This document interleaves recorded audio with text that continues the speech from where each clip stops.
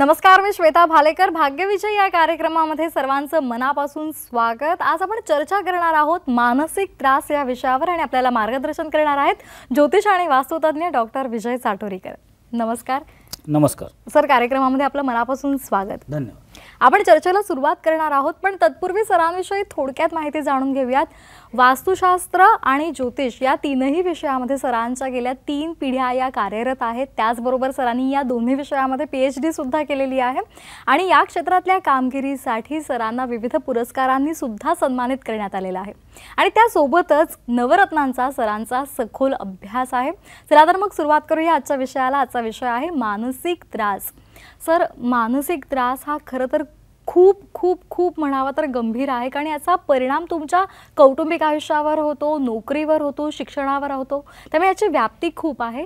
तर हा मानसिक त्रास हा जेव्हा सुरू होतो त्यामागचे कारणं नेमकी काय असू शकतात कुंडली आणि वास्तुशास्त्राचा विचार केला तर? श्वेता, मागच्या 27-28 वर्षापासून मी या क्षेत्रात काम करतो. मी पाहतो की हे जे तू जसं म्हणलीस की खूप खूप त्रास होतो मानसिक त्रासाचा. आता पहिल्या काळामध्ये आणि आजच्या काळामध्ये बराच बदल झालेला आहे. जेव्हा माझ्या लहानपणी कसं होतं की घरातले जे संस्कार असायचे किंवा घरात एकत्र कुटुंब पद्धती असायची, त्याच्यामुळे बरेच यश अपयश किंवा बऱ्याच गोष्टी मनासारख्या मिळायच्या नाहीत. तर त्याच्यामुळं नाराज होणं हा गोष्टी नव्हत्या किंवा शेजारी पाजारी सुद्धा आपल्याला एकदम घरच्यासारखं प्रेम करायचे किंवा रागवायचे पण. तर आजकाल तसं नाही आहे. आजकाल तू पाहिलास ना की प्रत्येकजण स्वतःशी एकदम एकलकोंडा ज्याला म्हणतो ना आपण, तसं जगतायत सगळेजण. मग हा जो मानसिक त्रास आहे ना, एक तर आपल्या जीवनाच्या जडणघडणीचा एक भाग असतो की आपण कोणत्या वातावरणात वाढलेलो आहोत, आणि दुसरी गोष्ट ग्रहांची स्थिती पण तिथं तेवढीच महत्त्वाची असते. कारण ती ग्रहांची स्थिती जसं आपण म्हणतो की जसं राशीच्या स्वभावाबद्दल आपण बोलतो की कोणत्या राशीचा कसा स्वभाव आहे, कोणत्या राशीचा कसा स्वभाव आहे, किंवा कन्या राशीचा कन्फ्यूज स्वभाव आहे, मिथुन राशीचा द्विस्वभाव आहे, सिंह राशीचा एकदम ॲग्रेसिव्ह स्वभाव आहे, किंवा धनु राशीचा ॲग्रेसिव्ह स्वभाव आहे, मेष राशीचा धडाडीचा स्वभाव आहे. म्हणजे हे जे सगळ्या गोष्टी आहेत ह्या राशीच्या जे स्वामी आहेत त्यांचे जे कारकत्व असतं, त्यांचा जो स्वभाव असतो त्यानुसार ते स्वभाव बनत असतात. आता मानसिक त्रास हा आजकाल जर पाहायला गेलं तर मी पाहतो माझ्याकडे जे काही येतात क्लायंट त्याच्यानुसार की मानसिक त्रास हा 70 वर्षाच्या व्यक्तीला पण आहे आणि 7 वर्षाच्या मुलाला पण आहे. अगदी.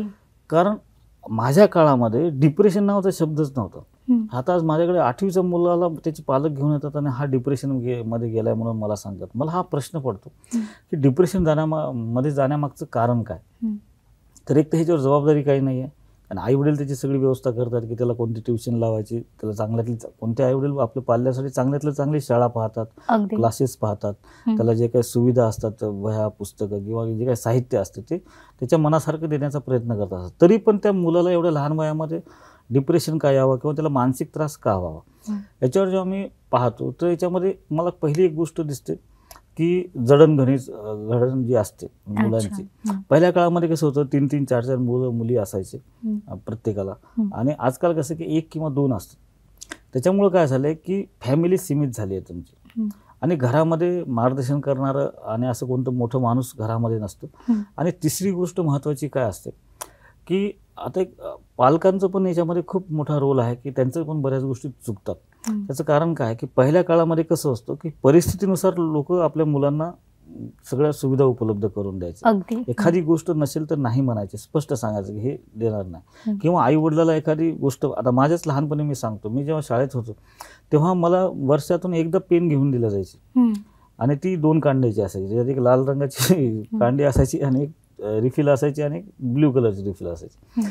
त्याच्यानंतर बाय चान्स समजा माझ्या हातातून ती पेन हरवली तर त्याच्यानंतर माझी हिंमत नसायची की घरी ती पेन पुन्हा मला घेऊन द्या म्हणून म्हणायची. आता कसं आहे की तुमची रिफिल संपली की तुम्ही पेन चेंज करून टाकता. तर हा जो डिफरन्स आहे हा डिफरन्स फार बारकाईनं आपण पाहायला पाहिजे. दुसरी गोष्ट काय की आता माझ्या लहानपणी मला ज्या गोष्टी नाही मिळाल्या तर मी माझ्या मुलाला ते देण्याचा जास्त प्रयत्न करतो, किंवा माझा मुलगा असेल किंवा मुलगी असेल त्याच्यापेक्षा जास्त देण्याचा प्रयत्न करतो. आता बरेच मुलं जे आहेत मी पाहतो की कॉलेजमध्ये गेल्यानंतर कोणाला 8वीपासून डिप्रेशन येतं, कोणाला 10वी 11वी नंतर डिप्रेशन येतं, कोणाला फर्स्ट इयरला डिप्रेशन येतं. याच्या मागचं मी जेव्हा कारण शोधलं, कारण मी जेव्हा PhD केलेली आहे ना, तर मी आरोग्याच्या विषयावर मी PhD केलेली आहे. त्यामुळे कोणते आजार कशामुळे होतात ह्याच्यावर मी PhD केलेली आहे ज्योतिषशास्त्रामध्ये, की कोणते ग्रह कसे असतात आणि कुठे असल्यानंतर माणसाला कोणता आजार उद्भवू शकतो. तर महत्त्वाची जेव्हा त्याच्यामध्ये मी जवळपास 25,000 पत्रिकाचा मी अभ्यास केलेला आहे. आणि ते करत असताना माझ्या जाणवलं, आणि एकीकडे मी पत्रिकेचा पण अभ्यास केला आणि एकीकडे त्यांच्या जडणघडणीचा पण अभ्यास केला. तर दोन्हीमध्ये काय गोष्ट असते की मुलांना, आजकालच्या मुलांना पालक नाही हा शब्द शिकवत नाहीत. अच्छा. त्याच्यामुळे काय आहे की लहानपणापासून पाल्यांना जोपर्यंत त्यांना कळायचं वय येतं तोपर्यंत त्यांना मनासारख्या सगळ्या गोष्टी मिळत जातात. पण जेव्हा ते स्वतः स्पर्धेमध्ये उतरतात, म्हणजे 12वी 11वीच्या नंतर 10वीच्या नंतर कॉलेजला नंबर लागणं महत्त्वाचं असतं. तिथं आईवडिलाचं हे नाही चालत की तुमच्या मार्कशीटवर, तुमच्या प्रोग्रेस रिपोर्टवर डिपेंड असतं की तुम्हाला कोणतं कॉलेज मिळणार, आणि त्यानुसार मग त्यांना ते कॉलेज मिळतं. किंवा 12वीच्या नंतर एखादं चांगलं कॉलेज पाहिजे असेल त्यांना इंजिनिअरिंगसाठी किंवा कोणत्याही गोष्टीसाठी, तर ते मिळण्यासाठी तुम्हाला तुमची मेहनत महत्त्वाची असते. तर अशा वेळेला तुम्हाला त्या मुलांना जेव्हा ते मनासारखं मिळत नाही, मग ते कुठेतरी स्वतःला मानसिक त्रास करून घेतात. इतके दिवस माझ्या मनासारखं झालं ना, आता काय नाही झालं. पण कोणत्याही परिस्थितीमध्ये आपण यश अपयश असू, कोणत्याही परिस्थितीमध्ये संघर्ष करण्याची जी मानसिकता आहे ती आजकालच्या मुलांमध्ये नाही आहे. त्याच्यामुळे मानसिक त्रास जास्त होतो. आता त्याचं कारण पत्रिकेनुसार जर आपण पाहिलं तर एक गोष्ट अशी आहे की तुमच्या पत्रिकेतला चंद्र हा मनाचा कारक असतो.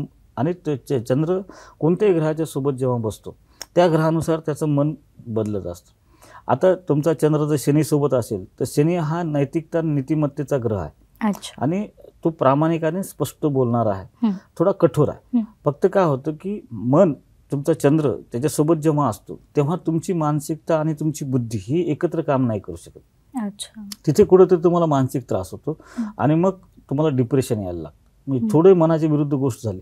म्हणजे पहिल्या काळामध्ये कसं होतं की शेजारी पाजारी सुद्धा तुम्ही चुकला तर 2 तुम्हाला मारून निघून जायचे. पण आता असं झालं की तुमच्या घरात तुमची सख्खी आत्या असेल किंवा मावशी असेल, तिनं जर येऊन तुम्हाला काही शहाणपणा शिकवायचा प्रयत्न केला तर तुम्ही लगेच तुमच्या पालकांना सांगता, आईला सांगता की तुझ्या बहिणीला समजून सांग, ती मला असं बोलली, किंवा पप्पाला सांगतात तुमच्या बहिणीला असं सांगा, ती मला असं. म्हणजे आता ह्यांना कोणीकडूनही ह्यांना कोणी शिकवण्याचा प्रयत्न किंवा ह्यांची चूक काढण्याचा प्रयत्न केला की ह्यांना मानसिक त्रास होतो. त्याचं कारण असतं की हे जे शनी आणि चंद्र एकत्र येतात आणि ते त्यातल्या त्यात ते षष्टम स्थान. ते जे षष्टम स्थान असतं ना, हे आरोग्याचं स्थान असतं. आता शनी आणि चंद्र जर षष्टमात असतील तर त्यांना मानसिक त्रास जास्त होतो किंवा डिप्रेशनचा त्रास जास्त होतो. कारण त्यांना पहिल्यापासूनच त्यांना दुसऱ्यावर डिपेंड राहायची सवय असते किंवा ते प्रत्येक गोष्टीचं कारण शोधतात आणि ते कोणावर तरी ब्लेम करायला लागतात. आता याच्यामध्ये मी सगळ्यात जास्त पाहिलं, आता कर्क राशीच्या लोकांमध्ये मी पाहिलं की कर्क राशीचं स्वामीच चंद्र आहे. आता त्यांच्या चंद्रासोबत जर शनी कोणत्याही स्थानामध्ये आला तर ह्या लोकांमध्ये मानसिक त्रास जास्त संभवतो. कारण एक तर हे मनानं कमजोर असतात, इमोशनल असतात, भावनिक असतात, आणि त्याच्यासोबत शनी आल्यानंतर त्याला आपण विष योग म्हणतो. हा योग आल्यानंतर काय होतं की मला मनासारखा जॉब लागला नाही तर ते आईवडिलाला दोष देणार, किंवा मनासारखं शिक्षण झालं नाही तर ते आईवडिलावर ब्लेम करणार. पण प्रयत्न तुला करायचे असतात ना.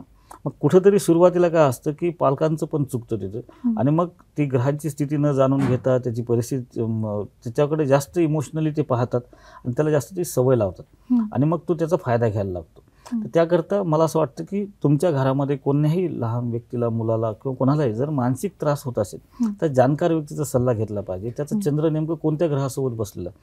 आता मानसिक त्रास अनेक गोष्टीमुळे होतो.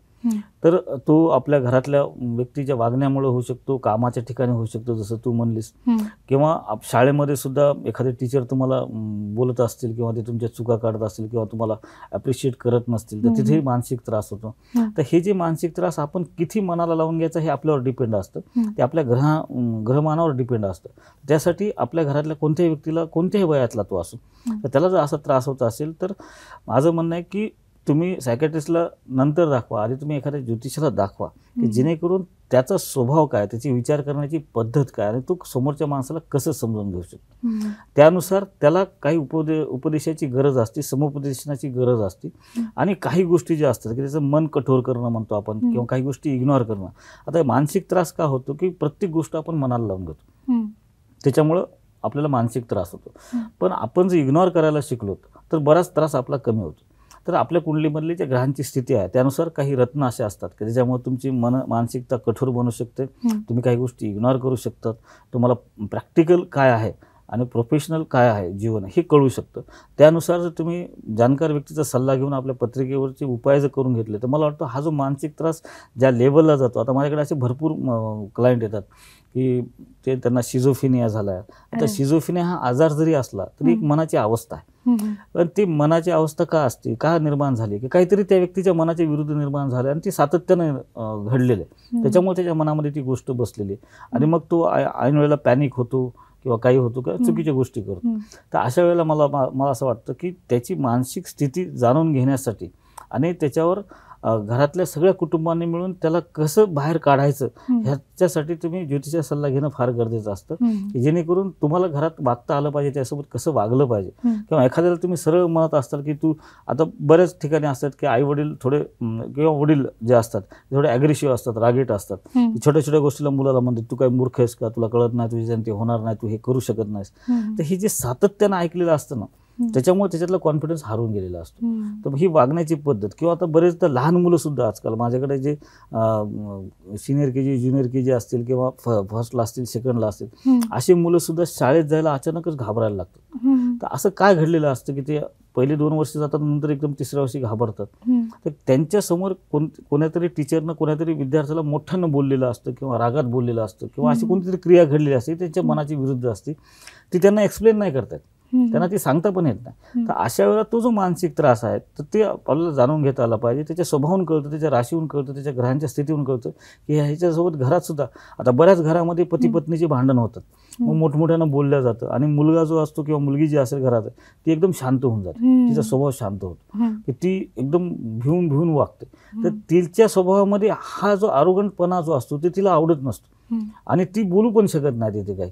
मग ती स्वतःमध्ये काहीतरी एक भीती निर्माण करून घेते आणि त्या परिस्थितीपासून लांब जाण्याचा प्रयत्न करते. आणि हा चंद्र जो आहे हा चंद्र मनाचा कारक असल्यामुळं तो मानसिकता खराब करतोच, पण त्यासोबतच माणसाला चुकीच्या वळणावर पण न्यायचा प्रयत्न करतो. टोकाचं पाऊल उचलणं, टोकाचं पाऊल म्हणा किंवा व्यसनाधीनतेकडे जाणं म्हणा, की बरेच ज्याचा चंद्र कमजोर असतो मग त्यांना काहीतरी एक एनर्जी येण्यासाठी कोणत्या तरी व्यसनाचा ते आधार घेतात. हे जे गोष्टी होतात म्हणजे तरुणांमध्ये आजकाल व्यसनाचं प्रमाण जास्त आहे, ह्या ज्या गोष्टी होतात त्याचं कारण हेच आहे की त्यांचा चंद्र कमजोर आहे कुठेतरी, त्यांना कुठेतरी स्वतःला प्रगट करता येत नाही किंवा काहीतरी त्यांच्या मनामध्ये असं दडून बसलेले की ते होऊन गेले पण त्यांच्याही लक्षात नाही ते काय घडलेलं आहे, पण ते मनामध्ये ठासून भरले. जसं मी तुला मनाचा अर्थ सांगितला, मन म्हणजे मरेपर्यंत, न म्हणजे नष्ट न होणारे, मरेपर्यंत नष्ट होणारी गोष्ट ही मनामध्ये असते आणि ती असते पण ती आपल्याला एक्सप्लेनही करता येत नाही, एक्सपोजही करता येत नाही आणि त्यावेळेला काही ॲक्शनही घेता येत नाही. तर अशा वेळेला तुम्ही जाणकार व्यक्तीचा सल्ला घ्या. तुमच्या पत्रिकेतला चंद्र कसा बसलेला आहे, तो कोणत्या पापग्रहाने युक्त आहे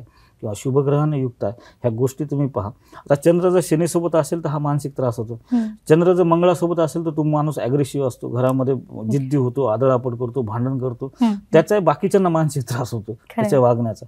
तर ह्या सगळ्या गोष्टी ज्या आहेत ह्याचा पण आपण जाणकार ज्योतिष सल्ला घेऊन त्याच्यावर उपाय केले पाहिजेत आणि नक्कीच त्याच्यामुळे मला असं वाटतं की बऱ्याच प्रमाणामध्ये हा जो त्रास होतो तो कमी होऊ शकतो. अगदी. त्यामुळे सर सांगतात तसं मानसिक त्रासाला अनेक घटक जरी कारणीभूत असले तरी तो कमी करण्यासाठी तुम्हाला अवश्य तुमच्या कुंडलीमधले ग्रहमान कसे आहेत, त्यावर काय उपाय करता येतील हे पाहणं महत्त्वाचं ठरणार आहे. आणि तुम्हाला सुद्धा सरांचा सल्ला जर घ्यायचा असेल तर सध्या स्क्रीनवर जे संपर्क क्रमांक दिसतात ते आवर्जून लिहून घ्या आणि सरांशी संपर्क साधा, सरांची भेट घ्या आणि त्यावर उपाय शोधा.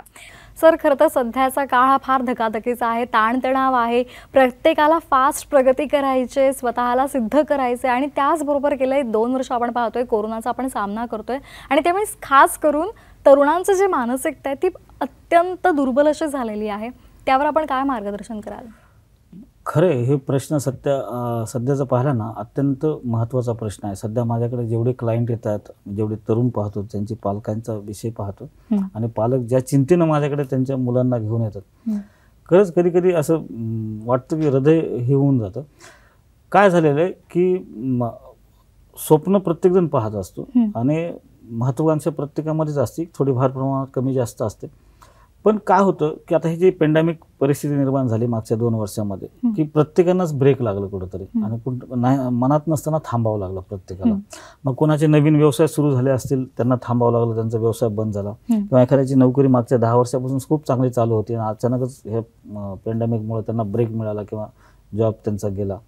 किंवा कौटुंबिक जीवनामध्ये सुद्धा अशा काही बऱ्याच गोष्टी घडल्या की त्याच्यामध्ये पती पत्नीमध्ये गैरसमज झाले, त्याच्यामुळे वैचारिक मतभेद निर्माण झाले किंवा कौटुंबिक कलह निर्माण झाले, त्याच्यामुळे कुटुंबामध्ये विभाजन झालं. ह्या पण गोष्टी झाल्या. तिसरी गोष्ट म्हणजे सगळ्यात महत्त्वाची विद्यार्थ्यांमध्ये. विद्यार्थी सुद्धा माझ्याकडे असे त्यांचे पालक घेऊन येतात, तेव्हा मी पाहतो की ह्या पॅन्डेमिकमुळे काय झालं की काही काही विद्यार्थ्यांनी तर इतकी ही गोष्ट मनाला लावून घेतली. आता एक उदाहरण म्हणून सांगतो. माझ्याकडे एक मुलगा आला, तो त्याचे आई वडील रिटायर होते, जवळपास 60 वर्ष वडिलाचं वय असेल आणि त्याच्या आईचं काहीतरी 58 का 57 वय होतं आणि ते एकुलता एक मुलगा होता. आणि त्याचे आई वडील माझ्याकडे आले मागच्या वर्षीची गोष्ट, सेकंड लॉकडाऊन लागल्यानंतरच. त्याच्यानंतर आल्यानंतर त्यांनी मला म्हणले की हा आमचा एकुलता एक मुलगा आणि हा सतत आम्हाला विचारतो म्हणे की मला जगण्यात इंटरेस्ट नाही, मी काय करू. बापरे, किती किती भयानक परिस्थिती. स्वतःचा एकुलता एक मुलगा स्वतःच्या आईला विचारतोय की आई मला जगायची इच्छा नाही. त्या आईला काय वाटत असेल, त्या वडिलाला काय वाटत असेल. तर त्या मुलाला मी सांगितलं, म्हणलं तू काय करतोय सध्या. तर ते मला मी MPSC UPSC तयारी करत होतो, पण मला असं वाटतंय म्हणे की आता या जगात काही शिल्लक राहिलं नाही. म्हणजे त्यानं तो अंदाज काढून टाकला, स्वतःच अंदाज निर्माण केला की जगामध्ये पुढे काही शिल्लक राहिलं नाही. म्हणलं असं का वाटतं तुला. नाही म्हणे, आता इथून पुढे एक्झाम कधी होणार, माझी 2 वर्ष आधीच 2 मी अटेम्प्ट दिले, ते 2 वर्ष गेले, इथून पुढे अजून 2 वर्षानंतर कधी एक्झाम होणार आणि मी कधी ते क्रॅक करणार, ते होईल का नाही. असं मला वाटतं की माझं आयुष्य संपलं. मग मी त्याला समजावून सांगितलं, अरे बाळा म्हणलं, तू एक तर एकुलता एक आहेस, तुला जन्म तुझ्या आई वडिलांनी दिलेला आहे.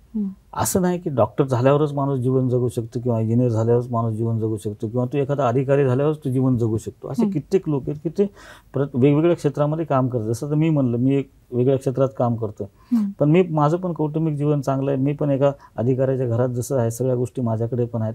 कोणी पण आपापल्या परीनं मेहनत करून आपापलं जीवन जगू शकतं. असं नाही की त्याला ती गोष्टच मिळाली पाहिजे. पण जीवन संपवणं हे पळपुट्याचं लक्षण आहे. बरोबर.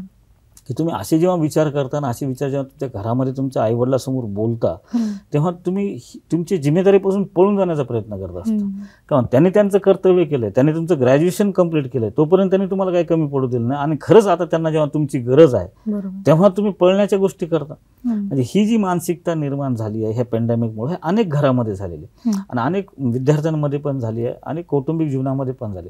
तर अशी जी व्यक्ती असतात, एक महत्त्वाची गोष्ट असते की अशा लोकांना हे जे एक परिस्थितीचा बाऊ करून, स्वतःमध्ये एक भीती निर्माण करून, अस्थिर मानसिकता तयार करून स्वतःची आणि घरातलं वातावरण सुद्धा अस्थिर केल्यामुळे होतं काय की सगळ्याच बाबतीमध्ये निगेटिव्हिटी वाढते आणि त्यामुळे आपल्याला सक्सेस मिळत नाही. तर त्यासाठी तुमच्यातला उत्साह वाढण्यासाठी, तुमचा आनंदी स्वभाव बनण्यासाठी किंवा कॉन्फिडन्स लेवल वाढण्यासाठी, मन कठोर होण्यासाठी, काही गोष्टी इग्नोर करण्यासाठी आणि प्रत्येक परिस्थितीला सामोरे जाण्याची ताकद येण्यासाठी ज्योतिषशास्त्र फार महत्त्वाचं काम करतं.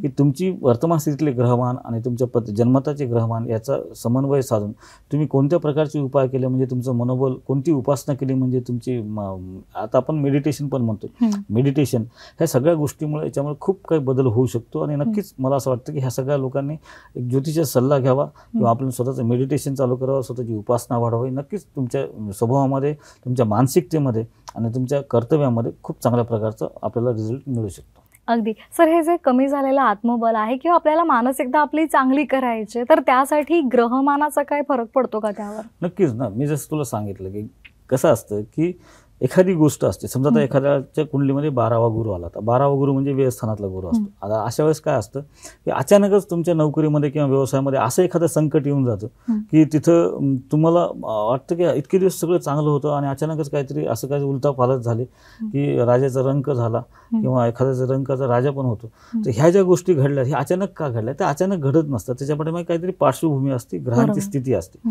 अशा वेळेला जर तुम्ही जाणकार व्यक्तीचा सल्ला घेऊन तुमची गोचरीतले म्हणजे वर्तमान वर्तमान स्थितीतले ग्रहमान कसे येणार आहेत पुढच्या वर्षामध्ये, तर मी माझी तर विनंती ह्या प्रेक्षकांना की तुम्ही दरवर्षी तुमच्या जिथं तुमची श्रद्धा आहे, जिथं तुमचा विश्वास आहे, अशा ज्योतिषाला तुमची पत्रिका दाखवा, तुमच्या वर्षातले तुमचे ग्रहमान काय आहेत हे जाणून घ्या, त्याच्यावर वेळोवेळी उपाय करा.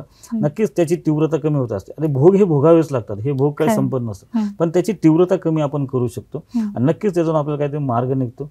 आणि ह्या ग्रहांची कोणतीही अशी समस्या नाही की त्याच्यावर उपाय नसतो. प्रत्येक समस्येवर उपाय असतोच, फक्त परफेक्ट अनालिसिस आणि परफेक्ट सोल्युशन महत्त्वाचं असतं. आणि ते सोल्युशन जर मिळालं तर तुमच्या जीवनामध्ये येणाऱ्या ज्या काही अडचणी आहेत त्या आपण दूर करू शकतो. अगदी सर, हा मानसिक त्रास कमी करण्यासाठी रत्नांचा कशा प्रकारे उपयोग आपल्याला करून घेता येतो? नक्कीच रत्नाच्या बाबतीमध्ये एक तुला सांगतो की देवाची उपासना असेल किंवा कोणती मेडिटेशन असेल, त्यासाठी एकाग्रता फार महत्त्वाची असते.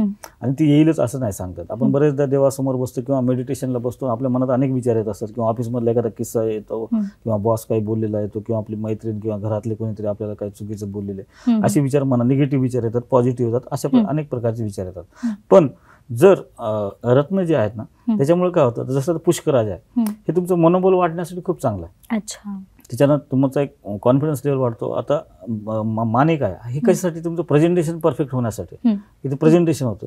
आता बुधाचं रत्न 5वं आहे, हे तुमची व्यावहारिकता वाढण्यासाठी आहे. आता नीलम, आता बरेच जण म्हणतात की नीलम घातल्यावर राजाचा रंग होतो, रंगाचा राज, पण असं काही नाही. शनीचं रत्न आहे. शनी हा कायद्याचा, नैतिकता, नीतिमत्तेचा ग्रह आहे. तुमच्या कुंडलीमध्ये जर शनी चांगला बसलेला असेल, चांगल्या स्थानामध्ये असेल, तर नक्कीच तुम्ही ती रत्न धारण करू शकता. त्याच्यानं तुमचं मन कठोर होतं, तुम्हाला वास्तविकता कळते की खरं काय आणि खोटं काय, आणि तुम्ही त्या पचवू शकता.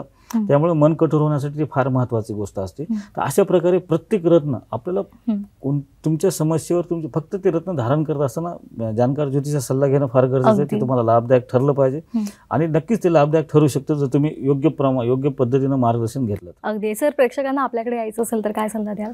मी दर रविवारी दादरला असणार आहे 1 जूनपासून. त्यानंतर दर शनिवारी मी पुण्याला असतो. दर गुरुवारी मी औरंगाबादला असतो. पुढच्या महिन्यातच जूनमध्ये आपण नागपूर आणि कोल्हापूर पण चालू करतोय. तिथले दिवस ठरले नाहीत, लवकरच कळवण्यात येतील. पण जरी प्रत्यक्ष येणं होत नसेल तर तुम्ही फोनद्वारे सुद्धा कन्सल्टिंग करू शकता. जे स्क्रीनवर नंबर आहेत त्याच्यावर तुम्ही फोन करून अपॉइंटमेंट घेऊन तुमची जी डिटेल्स आहेत, date of birth, time, place, ते तुम्ही देऊ शकता. तुमचे जे काही प्रश्न आहेत ते तुम्ही पाठवू शकता. त्यानुसार तुम्हाला तुमची पत्रिका पाहून मार्गदर्शन केलं जाईल. जे काही रेमेडीज आहेत आपण ते रत्न आणि यंत्र याच्या स्वरूपामध्ये देतो. जे रत्न असतात त्याची गॅरंटी असते, ते 70% रिफंड असतं, की जेणेकरून तुम्हाला रिझल्टच आला पाहिजे. आणि एकदा रिझल्ट आल्यानंतर तुम्हाला भविष्यामध्ये कधीही तुम्हाला जर कन्सल्टिंग पाहिजे असेल तर आपण 1 टाइम फीस घेतो, 1000 रुपये लाईफ टाईम फीस आहे. तुम्हाला कधीही भविष्यात तुम्हाला मार्गदर्शन लागलं तर आपण फ्री ऑफ कॉस्ट देतो. अगदी. आणि तुम्हाला सुद्धा सरांचं मार्गदर्शन घ्यायचं असेल तर स्क्रीनवर जे क्रमांक दिसत आहेत ते लिहून घ्या आणि त्यावर संपर्क साधून सरांचा सल्ला अवश्य घ्या. सर, मानसिक त्रास या विषयावर आपण खूप छान पद्धतीने आम्हाला मार्गदर्शन केलं, त्याबद्दल सर्वांच्या वतीने मी आपले आभार मानते. धन्यवाद. पुढच्या आपण कार्यक्रमामध्ये वेगळ्या विषयाला हात घालणार आहोत. तत्पूर्वी इथेच वेळ झाला थांबण्याची. नमस्कार.